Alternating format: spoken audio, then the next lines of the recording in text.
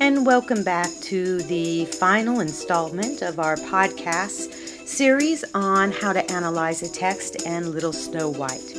For part 3, we're going to talk about some strategic things that you can do in order to help you get ready to write the final paper in this course, and how you can very specifically pull out themes from the stories and all the readings that you are required to do, not only the readings, but the movies and the podcasts, and start to be able to specifically pull out information and get that information ready to write your final paper. As you know, in this class, I'm asking you to come up with your theme for your final paper rather quickly. And in the course itself, you will see a lot of places in which you can look for themes. So you can write on gender themes, you can write on power themes, you can write on the missing father images, for example. You could write on the female roles versus the male roles. You could write on the image of the mother versus the image of the stepmother, and so on and so forth. There are lots of opportunities, many themes throughout the story of Little Snow White that you can grab onto and then write. You can also do a comparison argument paper in which you look at modern themes of beauty as compared to more of the antiquated themes that we find here, and if there's been changes and so on and so forth. But the important thing to do first is to identify what your paper is going to be on. Are you going to write on gender issues? Are you going to write on the concepts of beauty, innocence versus age, stepmothers, missing fathers? Find the theme that you want to write on. It's important to have that theme as soon as possible because we are on a very short time period when everything's said and done, and the quicker you have the theme, the more work you can do towards the final paper, and you won't feel so stressed out in the end. Once you have your theme of what you're going to write your final paper on, this is what I'm going to suggest you're doing. As you go through each one of the required readings, and starting with the original Little Snow White, I want you to look at the story and go, okay, what elements in this story relates to my overall theme? And what you're going to do is you're going to make like a graph for yourself, or a wiki, or what is going to end up being an annotated bibliography, pulling out those themes so that they're prepared and ready for your final paper writing. So, like, for example, let's say we wanted to write a paper on the male images in Little Snow White. One of the things that we would notate from this original story is there is no mention of a king, so we don't know Snow White's father. Snow White's father never comes into this story whatsoever. The next thing we're going to look at is we're going to explore the huntsman. What does the huntsman symbolize? What does the hunter symbolize? What does his action symbolize, and what does this mean for being a male or maleness? Next, we're going to ask the same questions about the 7 dwarfs. And then finally, we're going to ask the 7 questions about the prince. And this will give us an idea of what maleness means, the ideal of being a male image means to this story. Then we probably want to compare it to what the ideal of being a female is, so that we have something to go back on. So we can go through and this story and look for little hints. Like, for example, the huntsman, he carries a knife.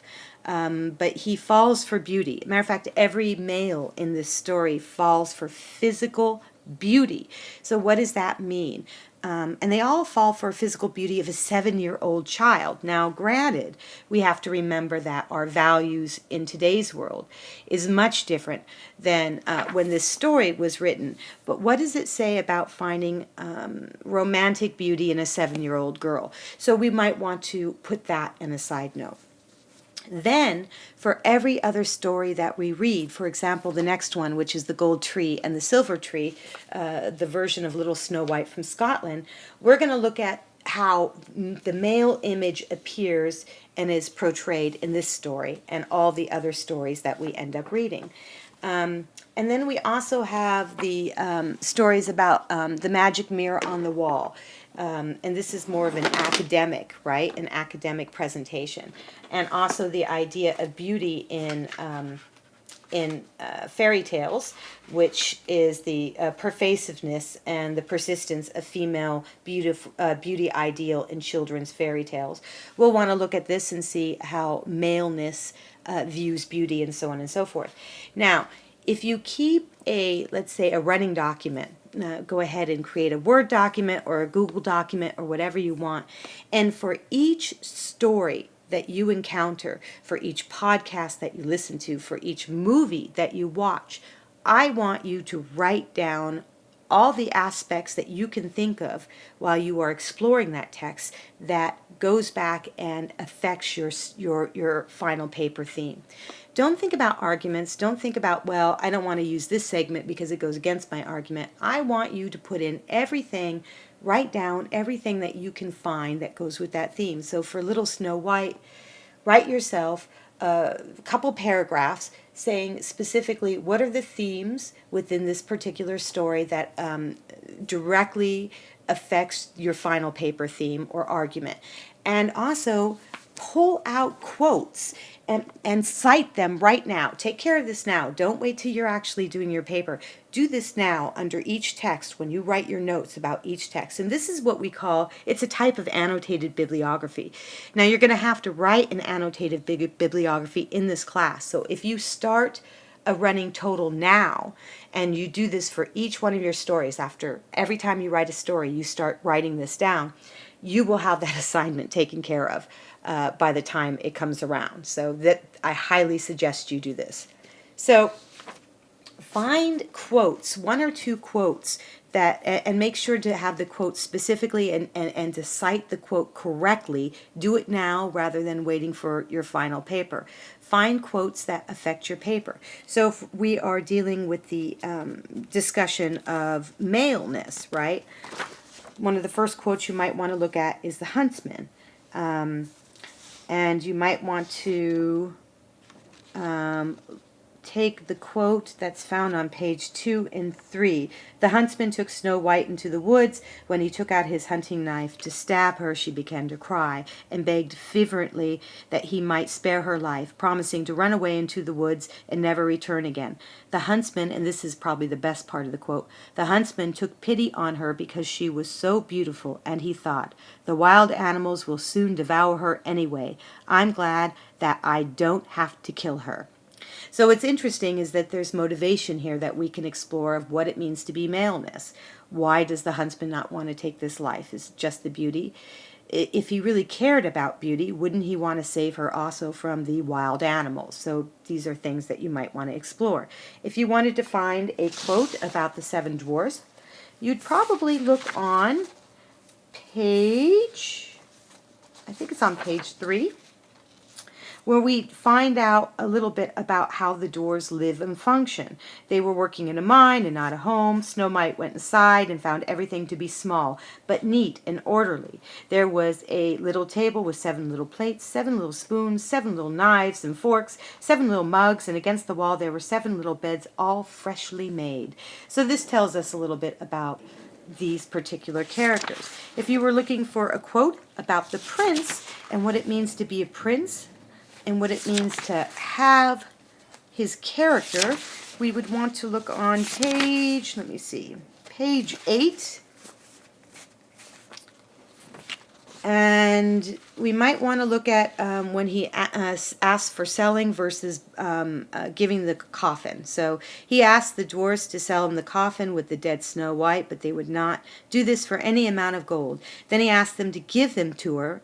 And then he asked them to give her to him, for he could not live without being able to see her, and he would keep her and honor her as his most cherished thing on earth. Then the dwarfs took pity on him and gave him the coffin. What does this say about the character in the prince here, in maleness?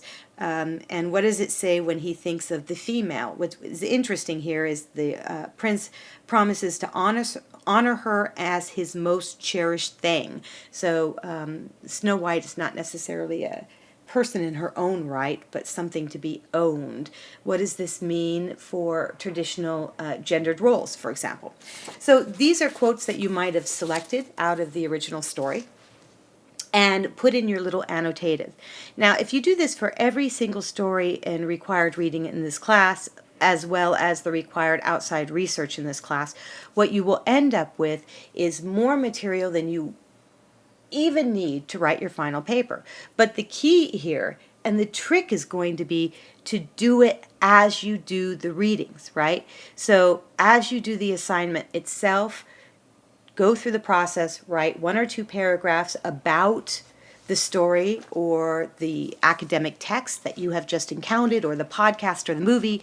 Write 1 or 2 paragraphs saying how this particular text applies to your final paper, and then find 1 or 2 quotes that you can quote specifically, and remember to cite that quote, and put that in as well. So when you are ready to sit down and write your paper, you already have all this research. It is done for you. Now all you have to do is decide, well, how you're going to use the research in order to substantiate your argument.